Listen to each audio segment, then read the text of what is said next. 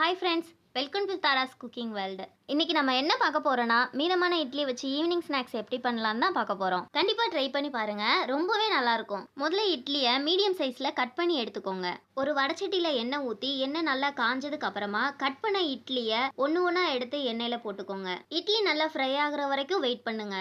Idli fry ஆகுற கேப்ல ஒரு வெங்காயம் ஒரு தக்காளியை கட் பண்ணி மிக்ஸி ஜார்ல போட்டு நல்லா பேஸ்டா வர்ற மாதிரி அரைச்சிக்கோங்க. நான் 2 இட்லிக்கு ஒரு வெங்காயம் ஒரு தக்காளி எடுத்திருக்கேன். உங்களுக்கு எவ்வளவு தேவையோ அவ்வளோ எடுத்துக்கோங்க. அதுக்குள்ள நம்மளுக்கு இட்லி ஃப்ரை ஆயிருக்கும்.